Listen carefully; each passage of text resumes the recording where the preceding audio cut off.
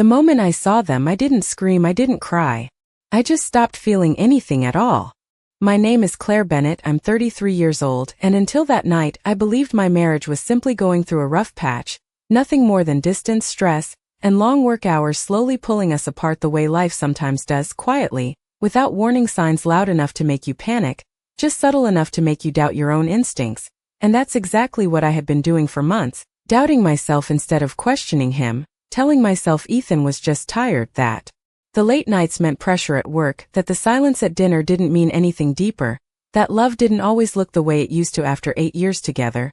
I told myself all of that right up until the night I walked into my own home and realized how wrong I had been, because that evening started like any other ordinary day, except for one small change. My last meeting got cancelled, so instead of getting home around 8 p.m., I pulled into the driveway a little after 6:15, the sun still hanging low, casting that warm golden light across the front of the house, the kind of light that makes everything look peaceful, normal, untouched. I remember thinking maybe this was a good thing, maybe I could surprise Ethan, maybe we could have dinner together like we used to, maybe we could fix whatever had been slipping between us without even saying it out loud. I even stopped by a small grocery store on the way and picked up a bottle of his favorite wine, the one he always said reminded him of our honeymoon in Napa, and as I walked up to the front door, I noticed it wasn't locked, which wasn't unusual. But something about it felt off, like the house was too quiet and too loud at the same time, if that makes sense, like there was a presence inside I wasn't expecting. I pushed the door open slowly, my heels clicking softly against the hardwood floor. And that's when I heard it, not a conversation, not laughter, just a low murmur of voices blending into something I couldn't quite place yet. My grip tightened slightly around the bottle in my hand as I stepped further inside, passing the living room, the hallway, moving toward the kitchen where the light was on, bright and steady, and then I saw them, Ethan standing there, closer to the counter, and a woman I had never seen before standing just inches from him, their bodies angled toward each other in a way that was too familiar, too intimate, and before my mind could even catch up, before I could form a single thought or question, he leaned in and kissed her, right there in our kitchen, in the house we built together, in the space that held every memory I thought meant something, and I stopped completely still, like the world had pressed pause on everything except that one moment. I didn't drop the bottle, I didn't say his name, I didn't even breathe properly, I just stood there, watching something I never thought I would see. And the strangest part wasn't the kiss itself, it wasn't even the woman, it was the look on his face when he finally realized I was there. Because it wasn't guilt, not at first, it was shock, like I had interrupted something that wasn't supposed to be seen yet. And in that second, something inside me shifted, something quiet and final, because I understood one thing with absolute clarity: this wasn't a mistake, this wasn't sudden, and whatever I thought my marriage was, it had already ended long before I walked through that door. I just hadn't known it until now, and somehow that hurt more than anything else. I did not say a single word, not to him, not to her, not even to myself. I just turned around and walked out of the kitchen as if I had stepped into the wrong house by mistake, my hand still holding the bottle so tightly that my fingers had gone numb. I remember hearing Ethan say my name behind me once, then louder the second time, but I did not stop, because stopping would have meant listening, and listening would have meant giving him a chance to explain something that did not need explaining. I reached the front door, opened it, and stepped outside into the same golden light that had felt warm just minutes earlier. But now it looked different, colder somehow, like the world had shifted without asking me. I got into my car, placed the bottle on the passenger seat, and sat there for a second with both hands on the steering wheel, staring straight ahead, waiting for the feeling to hit me, the anger, the tears, the disbelief, something, anything, but nothing came, just a strange, heavy silence inside my chest, like everything had been muted. And then my phone buzzed, his name lighting up the screen, Ethan calling, and I watched it ring until it stopped, then it rang again, and I still did not answer. Instead, I started the engine and backed out of the driveway. Slowly, almost carefully, as if I did not want to disturb whatever had just been revealed inside that house. I drove without a destination at first, just following the road, passing familiar streets that suddenly felt like they belonged to someone else's life. And somewhere along the way, memories began slipping in, not all at once, but one by one, small things I had ignored before, moments that did not feel important at the time but now lined up too perfectly to dismiss, like the nights he stayed late at the office without calling, the way he started keeping his phone face down even when we were alone, the way conversations between us had become shorter, flatter, like we were reading lines instead of actually talking. I remembered the last time we had dinner together without distractions. I could not even place the date, and that realization settled in deeper than the image of what I had just seen. Because it meant this did not start tonight. It had been building quietly while I convinced myself everything was still intact. My phone buzzed again, a message this time, then another and another, but I did not open them. I did not need to read apologies or excuses that were already forming in my head without his help. I kept driving until the sun dipped lower and the sky turned a soft shade of gray, and eventually I pulled over near a quiet street, resting my head back against the seat, closing my eyes for a brief moment, and that was when the first real thought came. Through clearly, not emotional, not dramatic, just simple and precise. This was not just about another woman, because if it were, I would have seen something sooner. I would have felt it in a way that demanded confrontation, but this felt organized, controlled, like something had been carefully hidden, and the more I thought about it, the more certain I became that what I had walked into was not the beginning of anything. It was the result of something that had already been set in motion long before I came home early that evening, and for the first time since I left the house, I realized I was not just dealing with betrayal, I was dealing with a plan I had never been meant to see. I did not go back that night, not even for a change of clothes, because something told me that stepping into that house again too soon would make me weaker, not stronger. So instead I drove to the only place that felt neutral, Megan's apartment, a small but quiet space about 15 minutes away, the kind of place where nothing had history attached to it, nothing that could remind me of what I had just lost. When she opened the door and saw my face, she did not ask many questions at first. She just stepped aside and let me in, her eyes scanning me quickly like she already knew something was wrong without needing the details. I placed my bag on the kitchen counter and sat down slowly, my movements still controlled, almost too controlled, and she finally asked what happened, her voice soft but direct, and for a moment I just looked at her, trying to decide how to put something so simple into words without making it sound unreal. He was not alone, I said quietly, and that was enough for her to understand the surface of it, but not the depth. Not yet. She sat across from me, waiting, giving me space, and I could feel my phone vibrating again in my pocket. Ethan still calling, still sending messages, trying to reach me in ways that suddenly felt meaningless. I took the phone out, placed it face down on the table, and ignored it completely, because if he had something important to say, he would have said it before I walked into that kitchen.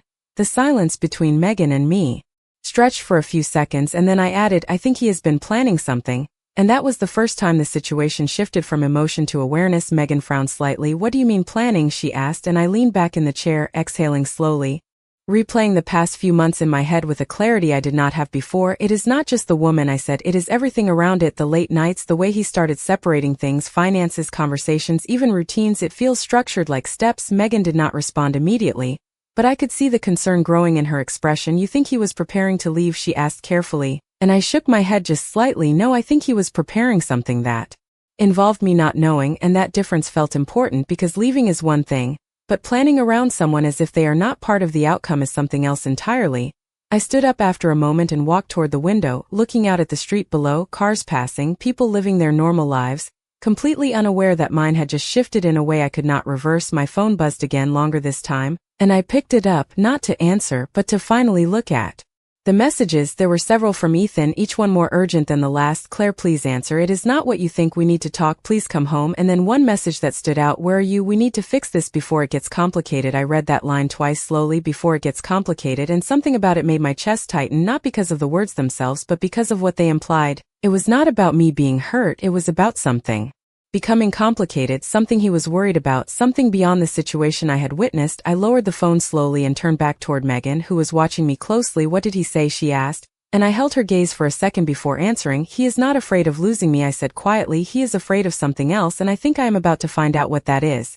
That night did not feel like a single night. It felt like time had stretched into something slower and heavier, like every minute carried more weight than it should. Megan gave me a blanket and let me take the couch, but sleep did not come. Not even close. I lay there staring at the ceiling, watching the faint glow of streetlights shift across the walls, listening to the quiet hum of the city outside. And for the first time since I walked out of that house, the emotions finally began to surface, not all at once but in waves. First confusion, then humiliation, then something sharper, something colder, the kind of clarity that does not comfort you but forces you to see everything exactly as it is.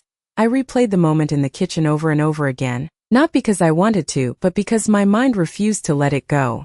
Every detail becoming clearer with each repetition, the distance between them, the way he did not pull away immediately, the way she did not look surprised, And the more I thought about it, the more one realization settled deeper than the rest. I had walked into something that was already normal to them, not a mistake, not an accident, but something practiced, something familiar, and that thought changed the way I felt entirely, because it meant I had not just been betrayed in a moment, I had been excluded from my own life for longer than I realized. Sometime after midnight, I sat up slowly, unable to lie still any longer, my phone resting on the table nearby, silent now, no new messages, no missed calls, and that silence felt louder than anything before it. I reached for it, not to respond, but to check something I had not thought about earlier. I opened our shared accounts, the ones we both had access to, the ones we had always used without question. And at first everything looked normal: balances, transactions, nothing unusual at a glance, but then I started looking closer, scrolling back further than I normally would. And that is when the pattern began to appear: small transfers, not large enough to raise concern on their own, but consistent, deliberate, spaced out over weeks, even months, each one moving money into an account I did not recognize. My fingers paused over the screen as my heartbeat slowed instead of racing, because somehow this felt expected, like I had already prepared myself for something like this without knowing it. I opened another account, then another, checking details I had never felt the need to question before. And the same pattern appeared again: subtle shifts, quiet movements, everything just careful enough to avoid attention. I leaned back against the couch, staring at the phone in my hand, and for a moment I did not feel anger. I felt something else entirely, something colder, something more precise: understanding. Because now the pieces were starting to connect: the distance, the secrecy, the timing, even the message he sent earlier: we need to fix this before it gets complicated. It was never about the relationship, it was about control, about making sure everything stayed within his plan. And I had stepped into it too early. I had seen something before he was ready for me to see it. I stood up slowly and walked toward the kitchen, pouring myself a glass of water, my reflection faint in the dark window, and I barely recognized the expression on my own face: not broken, not even visibly hurt, just focused, like I was looking at a problem that needed to be solved instead of a life that had just been destroyed. Megan appeared quietly in the hallway, asking if I was okay, and I nodded once, because in a strange way I was not. Because nothing had happened, but because something had become clear, clearer than it had been in months, maybe even years. This was not the end of something fragile, it was the exposure of something calculated. And as I set the glass down and looked back at my phone, one thought settled firmly in my mind: whatever Ethan was trying to protect, whatever he was afraid of losing, it was not me. And that meant I was no longer reacting to his choices. I was about to start making my own. By morning I was no longer trying to understand what had happened, I was trying to understand what had been done. There was a difference, and it changed the way I looked at everything. The light coming through Megan's window felt sharp, almost too bright, like it was forcing clarity whether I wanted it or not. I had not slept more than an hour, but I did not feel exhausted. I felt alert, focused in a way I had not been in a long time. My phone was still on the table where I left it, no new messages from Ethan since late in the night, which told me something important: he had stopped pushing, and that meant he was thinking, adjusting, recalculating whatever plan I had interrupted. I picked up the phone again and opened the banking app, this time not just looking for patterns but documenting them: screenshots, timestamps, account numbers. I moved slowly, carefully, making sure I understood what I was seeing instead of reacting to it. The transfers were consistent, always under amounts that would trigger alerts, always spaced just far enough apart to blend into normal activity, but when viewed together, they formed something undeniable: a quiet exit strategy, not rushed, not emotional, but planned over time. I switched to email next, searching keywords that had never mattered to me before: property, refinance, account update, legal notice, and that was when I found it: a thread I had never opened, sent weeks ago, forwarded from Ethan's email to one of our shared folders. Something he must have assumed I would ignore like everything else. It was from a legal firm, formal, precise, outlining preliminary steps for asset separation in the event of marital dissolution. I read the subject line twice, my expression barely changing, because at this point nothing felt surprising anymore, only confirmed. I opened the attachment and scanned through the details: timelines, asset listings, suggested division structures, and buried in the middle of it was something that made me stop: a note about property ownership status. Our house, the one we bought together 5 years ago, listed under a structure that was more complicated than I remembered agreeing to. I closed my eyes for a second, not out of emotion, but to think, to replay conversations, documents I had signed without reading every line, trust one had given without questioning.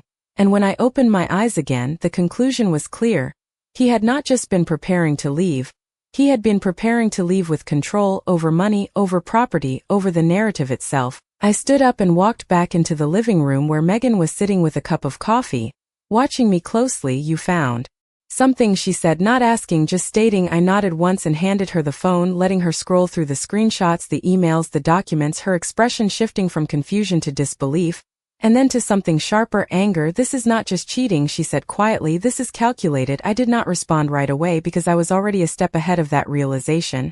I was thinking about what he did not expect, what he could not control, and more importantly, what he thought I did not know. I took the phone back and locked the screen, my reflection staring back at me for a brief second, steady, composed, almost unfamiliar. He thinks he is ahead, I said finally, my voice calm but firm. Megan looked at me, waiting, and I added, but he made one mistake. He let me see it before he finished it, and that meant something had shifted. Not in his plan, but in mine, because now I was not reacting to betrayal, I was responding to strategy, and that was a completely different game. By mid-morning, the silence from Ethan broke, not with a call this time, but with a message, and the shift in his tone was immediate. Claire, please, we need to talk today. This is getting out of hand. I stared at the words for a moment, not because they affected me, but because they confirmed something I had already started to suspect. He was no longer trying to minimize what I saw. He was trying to control what happened next. I did not reply right away. Instead, I set the phone down and let the message sit there unanswered, giving him space to reveal more without me saying a single word. And just a few minutes later, another message came through. I know how it looked, but you are misunderstanding the situation. We need to clear this up before things go too far. I let out a quiet breath, almost a small, humorless smile forming for a second, because there it was again, not I hurt you, not I am sorry, but we need to fix this before it goes too far. Everything in his language pointed to one thing, damage control. Megan noticed the change in my expression and asked what he said. I handed her the phone without speaking, watching her read each message carefully, her eyebrows tightening slightly. He sounds nervous, she said. And I nodded once. Not nervous about losing me, I replied calmly, nervous about losing something else. I picked up the phone again and finally typed a response, just one line, we can talk, but not at the house. I sent it before overthinking because the location mattered more than the conversation itself. I was not stepping back into a space where he felt in control. A few seconds passed before the reply came, where the word was short, almost immediate, like he had been waiting for any sign from me.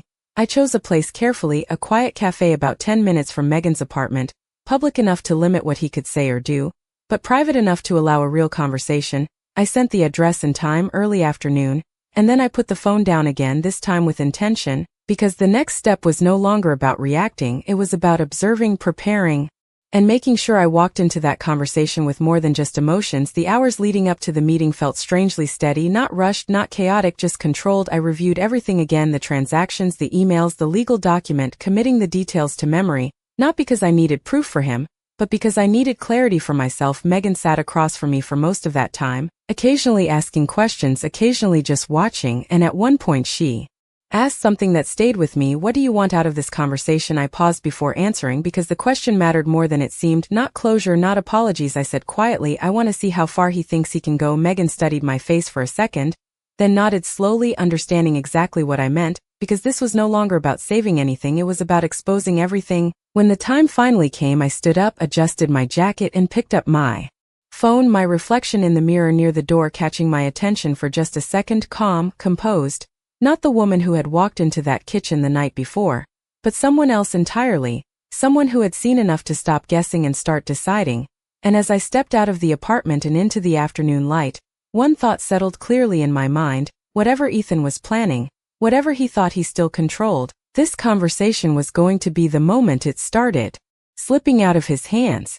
I arrived at the cafe 10 minutes early, not because I was nervous, but because I wanted to be settled before he walked in. I chose a table near the back, close enough to see the entrance but far enough to avoid attention, the kind of place where conversations blend into background noise and no one listens too closely. I ordered a black coffee I knew I would barely touch and sat there with my phone resting face down on the table, my posture relaxed, my expression neutral, because this was not a confrontation driven by emotion, it was an observation, and I intended to see everything clearly. When Ethan finally walked in, I recognized the shift immediately, not in his appearance but in the way he moved, faster than usual, scanning the room until his eyes landed on me. And for a brief second something passed through his face, relief followed quickly by tension. He walked over and sat down across from me without waiting for an invitation. Claire, he said, his voice lower than normal, almost careful, and I simply looked at him without responding, giving him the space he clearly needed to start explaining. He ran a hand through his hair, exhaled and leaned forward slightly. What you saw yesterday, It is not what you think. I let a few seconds pass before answering, not breaking eye contact. Then tell me what I should think. My voice calm, steady, and that was when I saw it, the hesitation, not the kind that comes from guilt, but the kind that comes from choosing words strategically. He started speaking again, slower this time. It was a mistake. It should not have happened like that. I was going to handle it differently, and that single sentence confirmed everything I needed to know. I tilted my head slightly, watching him. You were going to handle it, I repeated quietly. He nodded, as if that made sense, as if that explained anything. I leaned back in my chair, crossing my arms loosely, and for the first time I allowed a faint, almost imperceptible shift in my tone. You mean before I walked in? His jaw tightened just slightly, and there it was again, not pain, not remorse, but calculation. Claire, please, he said, lowering his voice even more. This is complicated, and I need you to stay calm so we can figure this out. I almost smiled at that. Not out of amusement, but because the pattern was now impossible to ignore. Everything he said was about control, about keeping the situation within his terms. I leaned forward slightly, matching his position now, and spoke just as quietly. I am calm, Ethan, that is why I am here. His eyes searched my face, trying to read something that was no longer there, the version of me that reacted emotionally, that trusted without question, that needed reassurance. It was gone, and I could see him realizing that in real time. I reached into my bag slowly and pulled out my phone, placing it on the table between us, screen still dark. I did not unlock it yet. I just let it sit there, a silent weight between us. And then I asked the question that shifted everything. How long have you been moving money out of our accounts? The change in his expression was immediate, not dramatic, not obvious to anyone else, but I saw it, the brief freeze, the flicker of surprise he could not fully hide. And in that moment I knew whatever he thought he was controlling, whatever plan he believed was still intact, had just started to unravel. For a moment Ethan did not answer, not because he did not understand the question, but because he understood it too well. His eyes flickered down to the phone on the table and then back to me, measuring, calculating, trying to decide how much I knew and how much he could still control. Claire, he said slowly, lowering his voice even further, you are jumping to conclusions. And I shook my head just slightly, not in frustration, but in certainty. No, I replied quietly, I stopped jumping to conclusions last night. Now I am looking at facts. I reached forward and unlocked my phone, turning the screen toward him, not pushing it across the table yet, just letting the light from it reflect faintly between us. Transactions, dates, amounts, all lined up in a way that did not need explanation. His gaze dropped to the screen for less than a second before he leaned back, as if distancing himself from it would somehow weaken its meaning. Those are just transfers, he said, his tone shifting a little firmer now, like he was trying to regain ground. Normal account management. I let out a quiet breath, almost thoughtful, and then I slid the phone slightly closer to him, slow enough that the movement itself felt deliberate.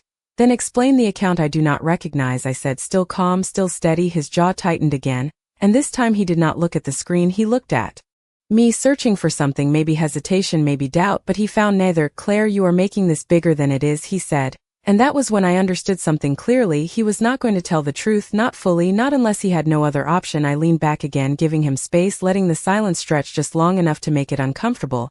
And then I spoke again, my tone unchanged. I read the email from the legal firm, the one about asset separation. This time the reaction was impossible to hide, completely subtle, but there, a pause, a shift in his breathing, a moment where the version of the conversation he had prepared no longer fit the reality in front of him.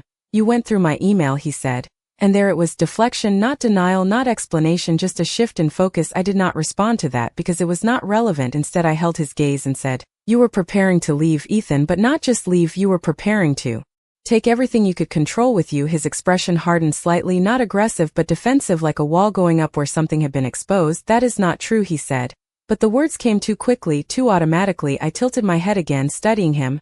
Then why do you need to fix this before it gets complicated? I asked quietly, repeating his own words back to him. And that was the moment everything shifted, because he realized I was not reacting to what I saw, I was responding to what I understood. The difference changed the entire conversation. He exhaled slowly, his shoulders dropping just a fraction, and for the first time something closer to real emotion surfaced, not guilt, not regret, but pressure, the kind that comes when a plan starts falling apart. You do not understand how this works, he said, his voice lower now, almost strained, and I nodded once, not agreeing but acknowledging. You are right, I said calmly. I did not understand before, but I do now. And I let that sentence sit there, letting it carry the weight of everything he had tried to keep hidden, because at that point the truth was no longer something I needed him to admit. It was something he could no longer avoid. And as I looked at him across that table, I realized something else just as clearly. This was the moment his regret was beginning, not because of what he did, but because he could no longer control what happened next. I did not argue with him after that, because there was nothing left to argue about. The truth was already sitting between us, not in his words, but in everything he could no longer hide. I picked up my phone slowly and locked the screen again, placing it back on the table with a quiet, final motion, and for a moment, neither of us spoke. The noise of the cafe filled the space instead, cups clinking, low conversations blending together.